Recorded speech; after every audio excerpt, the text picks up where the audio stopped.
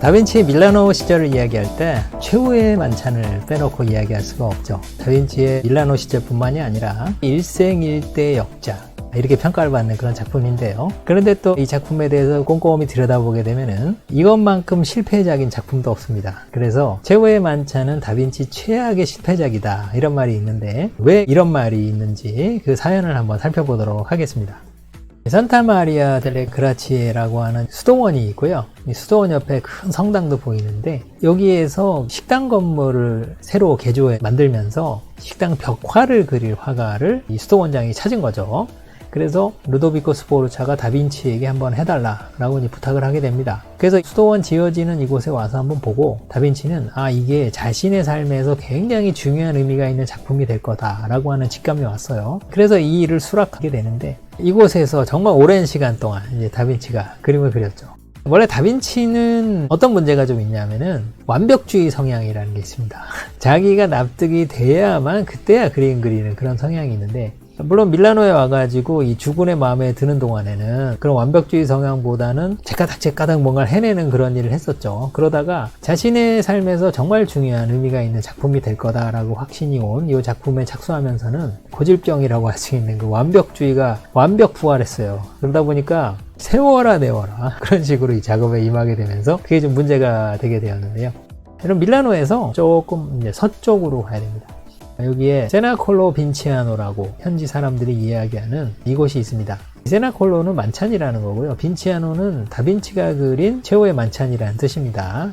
오른쪽에 있는 갈색 건물은 성당이고요. 왼쪽에 있는 미색 건물이 수도원인데, 자, 이제 표를 사서 이제 들어가 보시면 되는데, 코로나 시국 이전에는 저기 들어가서 보는 것 자체가 대단히 어려웠어요. 그래서 한 석 달 전에는 예약을 해야 볼 수 있고 이제 그랬었는데, 최후의 만찬이 있는 그 공간이 공기 자체를 지금 조절하고 있어요. 산화, 부식하는 걸 막기 위해서 그 안에 많은 사람들이 들어가서 숨을 내뿜고 하면 안 됩니다. 그러다 보니까 시간마다 인원수 제한을 두고 있고요. 그 다음에 관람 시간 자체를 또 제한해요. 그러다 보니까 할당된 인원수만큼 인원이 차버리면은 여기에 와도 볼 수가 없는 겁니다. 그래서 미리 예약을 해야 되는 그런 시스템으로 운영되는 그런 곳이고요. 자, 그런데 이 최후의 만찬도 참 여러 가지 우여곡절이 있었죠. 2차 세계대전 말쯤에 밀라노가 연합군의 대대적인 공습을 받게 되면서 이 성당도 박살났습니다. 이 수도원도 제대로 폭격을 맞아가지고 그랬었는데, 그 장면 좀 보여드리면은 정말 처참하죠. 그랬는데 최후의 만찬이 그려져 있는 이 벽면만큼은 그야말로 신이 보호하사 살아남았어요. 물론 저절로 살아남은 건 아니고요. 이 작품을 지키기 위해서 모래주머니 같은 것을 벽의 양쪽에 이렇게 쌓아가지고 겨우 버텨낸 거거든요. 자, 그런 우여곡절을 좀 겪었죠. 기적처럼 살아남은 그 그림 한번 보러 가시죠. 너무나 유명한 작품이죠. 정말 이 작품을 모르는 사람이 없다고 할 만큼 정말 유명한 이 작품은 골고다 언덕에서 십자가에 매달리기 전날 예수가 마지막 저녁 식사를 제자들과 함께하는 그런 장면이 그려져 있죠. 그런데 이 작품은 예수의 폭탄 선언이 떨어진 그런 순간을 그린 거예요. 어떤 폭탄 선언이요? 내일 너희 중에 하나가 나를 저들에게 팔아넘길 것이다 라고 하는 그런 이야기를 한 거죠. 정말 놀라운 얘기 아니겠어요? 그래서 이 작품의 주제는 예수가 그 이야기를 한 뒤 그의 제자들의 반응이 이 작품에 드러나 있는 겁니다. 자, 그러면 이제 이게 좀 문제인데요. 뭐냐면은 아까 레오나르도 다빈치의 완벽주의가 완벽히 부활했다고 말씀드렸죠. 그래서 다빈치는 이 작품을 그저 비슷하게 이렇게 그리는 것으로는 만족은 못했고, 그래서 제대로 공부를 시작한 거죠. 그래서 사도행전을 비롯해서 제자들의 여러 행적들과 중세 내내 이루어져 온 그 수도사들의 연구서 이런 것들을 찾아서 읽기 시작했어요. 그래서 예를 들어서 베드로다. 그럼 베드로라는 사도의 삶의 과정들, 그의 여러 행적들, 그의 언행들 이런 것들 모두를 정말 낱낱이 딸딸 외우다시피 그렇게 공부를 한 다음에 자기가 그 상황에 한번 들어가 보는 거죠. 나는 베드로다 이렇게 하면서 예수의 그 폭탄 선언이 떨어졌을 때 자기 마음속에서 지금 어떤 반응이 떠오르는가, 그런 거를 느껴보려고 했다고 하죠. 그런 게 잘 안 떠오르면은 공부를 계속하면서 자기가 베드로인 것처럼 살았다고 하죠. 베드로다 이제 이러면서 그렇게 살다가 느낌이 왔어. 느낌이 오면은 이런 동작을 했을 것 같다. 그래서 그때부터 스케치를 시작했고요. 자기가 떠올렸었던 그 직감과 그 상상력에 부합하는 스케치가 나오면 그때부터 그 모델이 될 사람을 찾으러 다녔다고 합니다. 그러니까 여기에 사람이 무려 13명 아니겠어요. 그러니까 한 사람을 그리는 데에 몇 달씩 걸린 거죠. 자, 그러다 보니까 수도원장이 계획했었던 일정이 있었을 거 아닙니까? 이미 다 내부 공사는 끝났는데 아직 뭐 택도 없죠. 그래가지고 그 수도사들이 요 그림 그리는 공간을 내줘야 되기 때문에 한꺼번에 식사를 못하고 반반씩 나눠서 식사해야 되는 그런 불편한 나날이 계속 이어졌다는 거죠. 그러다 보니까 이 수도원장이 뿔날 대로 뿔나가지고 루도비코 스포르차를 찾아간 거예요. 그래서 저 다빈치라고 하는 인간이 정말 못돼 먹은 인간이다 라고 그러면서 돈만 받아먹고 지금 계속 일은 안 하고 그러고 있다. 이걸 어떻게 하면 좋겠냐, 해결 좀 해달라 라고 막 얘기를 한 거죠. 그랬더니 그 밀라노에서 또 무시할 수 없는 또 수도원장이고 하니까 루도비코가 다빈치를 불렀습니다. 그래서 이차 저차 한대. 그러니까 빨리빨리 좀 그려달라고 말씀하셨으니까 열심히 협조를 해달라고. 그러면서 이제 루도비코 스포르차가 그렇게 얘기했겠죠.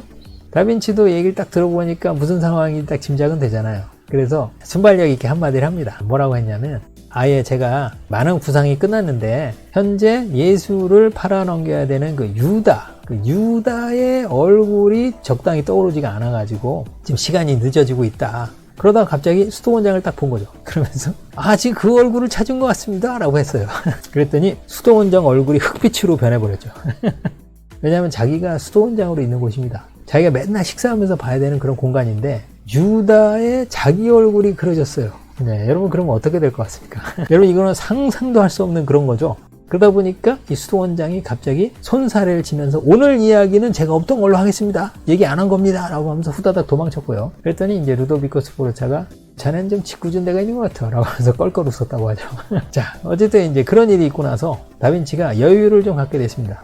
왜냐면은 그 전까지는 수도원장이 다빈치 작업할 때마다 문 앞에 서가지고 팔짱 끼고서 옆으로 째려보는 거 있지 않습니까? 눈총을 주고 있었는데 그 뒤로는 수도원장이 사라졌어요. 그래서 수도원장이 어디 갔냐 그랬더니 뒤에서 텃밭을 가꾸고 계십니다. 네, 그런 거죠. 물분을 사귀며 텃밭을 가꾸고 계셨다. 그런 얘기입니다. 자, 그래서 여러분 이 작품은 정말 대단한 공이 들어간 겁니다. 한 인물 한 인물을 자기가 철저히 체험해보고서 그린 그런 작품이 되겠어요. 그러다 보니까 당연히 누가 가장 어려웠겠어요? 예수가 가장 어려웠을 것이고 그 다음에 유다의 얼굴을 그리는 게 가장 어려웠을 겁니다.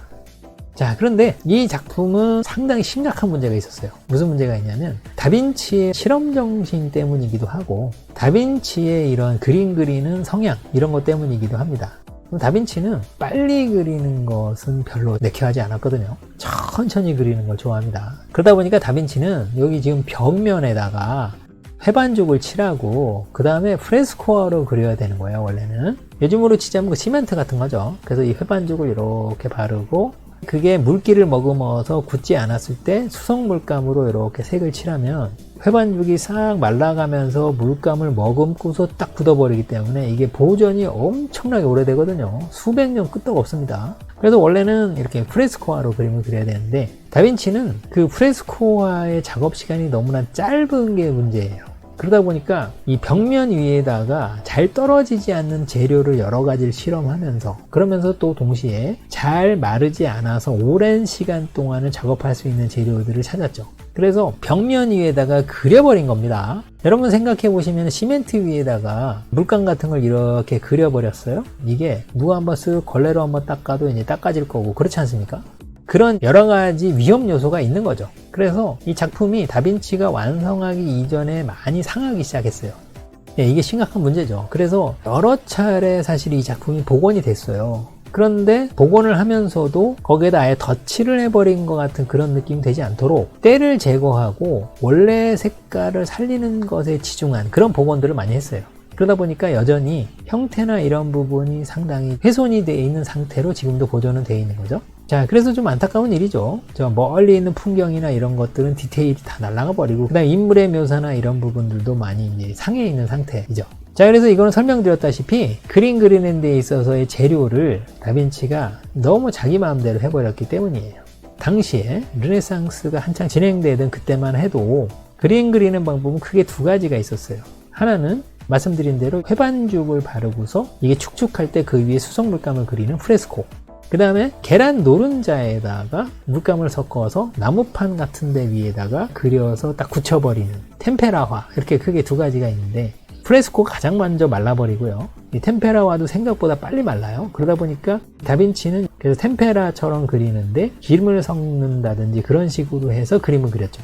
이게 이제 다빈치가 많은 작업 시간을 확보하기 위해서 나름 고심한 그런 거라고 할 수 있는데, 근데 이게 결국 이 작품에 치명적인 그런 데미지를 가하고 말한 거죠. 자, 그러면 이제 실제 작품을 한번 보시겠어요? 말씀드린 대로 이게 식당 건물이고, 아래쪽에서는 수도사들이 밥을 먹게 되는 거고, 한 단 높은 곳에서 예수와 제자들이 함께 식사하고 있는 듯한 그런 연출을 한 거죠. 자, 그런데 이 작품을 그릴 때 다빈치가 어떤 모습이었나, 그런 것들을 우리가 상상하기 어렵지만 그래도 우리가 추정할 수 있는 정말 좋은 사료가 있죠. 그건 뭐냐면은, 여러분, 이 사람이 마테오 반델로라고 하는 사람이에요. 다빈치보다는 한참 어린 사람이죠.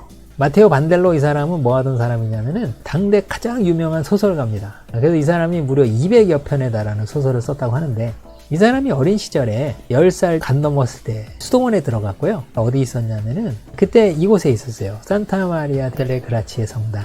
이 수도원에서 꼬맹이 수도사로 있었거든요. 그때 하여간 밀라노에서 가장 유명한 이 다빈치가 작업하는 것을 목격한 거죠. 그래서 자기가 추억하는 다빈치의 여러 모습들을 나중에 소설에다가 담았어요. 그래서 그 소설을 읽어보면은 다빈치의 작업하는 장면들을 우리가 떠올려 볼 수가 있게 되는데, 이 반델로라는 사람이 소개하는 다빈치는 상당히 독특했대요. 뭐냐면은, 여러분 보고 계시는 요 현장에서 그림을 그렸을 거 아니겠어요? 그러면 사다리가 필요하겠죠. 그래서 어느 날은 사다리 위에 올라가 그야말로 정신없이 그림을 그리던 다빈치인데, 그런데 어떤 날은 팔레트도 붓도 들지 않은 채 사다리 위에 올라가서 저기 한 지점을 바라보면서 하염없이 서 있었대요. 그러다 눈을 감고 한참 있기도 하고, 그러다 다시 눈을 뜨고 그 한 점을 바라보고 있었는데, 아침에 그러기 시작해서 점심이 지나고 저녁 때가 되도록 그렇게 서 있는 적이 있었다는 거죠. 참 대단하죠? 자, 그런가 하면은 또 어떤 날은 한여름입니다. 떼약볕 아래에서 잡초 뽑고 이러고 있었는데 갑자기 덩치 큰 다빈치가 헐레벌떡 뛰어왔답니다. 다빈치의 작업장에서 이 수도원까지의 거리가 상당히 멀어요.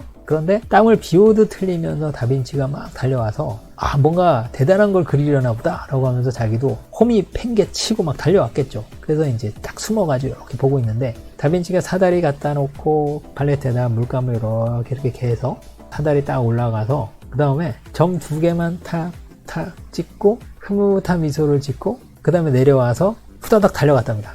여러분, 정말 어이가 없는 거죠. 점 2개 찍을 거면은 그냥 그렇게 생각하고 있다가 다음날 작업하러 올 때 와가지고 그리면 되는 거 아니겠어요? 그런데 밀라노도 한여름에 엄청 덥거든요. 그 떼약볕 아래에 달려와서 그림을 그렸다. 이것도 참 인상적이죠. 그래서 이 다빈치라고 하는 사람은 그냥 일반 화가들이 그림 그리는 방식과는 전혀 다르게 그린다라고 하는 거를 이 마테오 반델로라고 하는 소설가가 우리에게 소개시켜 주는데, 저는 여기에서 상당히 중요한 무엇인가를 우리에게 알려주고 있다라고 봐요. 그러니까 다빈치라고 하는 사람은 그냥 해야 할 바를 묵묵히 성실하게 하는 그런 사람의 유형은 아니었던 것 같아요. 그러니까 자기가 무엇인가에 빠져 있을 때 그 세계 속에서 사는 거죠. 여러분, 그런데 그 무엇인가에 이렇게 빠져 있는 상태, 우리가 이걸 뭐라 그러냐면 몰입을 했다라고도 하고요, 무엇인가에 몰두해 있다라고도 하죠. 그래서 나의 의식과 이런 모든 것들이 초집중되어 있는 상태, 그런 상태가 바로 다빈치가 무엇인가 작업을 할 때의 상태인 것 같아요. 여러분, 그럴 때 있잖아요. 우리가 무엇인가에 대단히 몰두해 있는 상태에서 평소라면 떠오르지 않은 어떤 아이디어나 이런 생각들이 떠오르는 것, 이런 거 경험해 보신 분들 많이 계시죠. 그러니까 우리가 해야 할 바를 묵묵히 하고 있을 때는 잘 떠오르지 않는 그런 거라고 할 수 있겠죠. 그래서 이 다빈치의 여러 일화들이 말해주는 것은 뭐냐면은, 다빈치는 자기에게 영감이 떠올랐을 때, 인사이트가 떠올랐을 때 그것을 대단히 소중하게 여긴다는 걸 알 수 있고요. 그런 것들이 무엇을 만들어내냐면은 다빈치의 작업을 평범하지 않게, 너무나 탁월하게, 그 다음에 그의 작업이 다른 사람들과는 너무나 다른 차별화된 그런 작업이 될 수 있게 그렇게 만들어주는 거라고 우리가 생각해 볼 수 있을 것 같아요. 자, 그래서 이제 다빈치가 수많은 노트 이런 것들을 남기지 않습니까? 그런 것들 하나하나가 예사롭지 않은 게 뭐냐면은, 다빈치는 그런 영감의 순간들이 찾아왔을 때, 정말 기발하고 탁월한 그런 생각이 떠올랐을 때 그런 것들을 놓치지 않기 위해서 노트를 했다고 할 수 있어요. 그렇기 때문에 그건 단순히 무엇인가 지식을 정리해서 적어놓거나 그런 게 아니라는 거죠. 그래서 우리가 이 다빈치의 노트나 이런 것들이 지금도 정말 많은 과학자들, 의학자들, 생리학자들 이런 분들 모두를 감탄시키는 이유가 여기 있다라고 생각이 들어요. 그러니까 우리가 어떤 일을 할 때에도 그냥 별 생각 없이 쭉 해야 되는 그런 작업들은 있을 겁니다. 그런데 내가 하는 일을 보다 가치 있게, 그 다음에 남과 다르고 특별하게 만들어지는 무엇인가가 있는가, 우리가 그런 생각을 해볼 필요가 있을 것 같고요. 그런 것에 관해서 이 다빈치라고 하는 사람의 이런 생각 습관, 이런 것들이 우리에게 생각거리를 좀 던져주는 것 같습니다.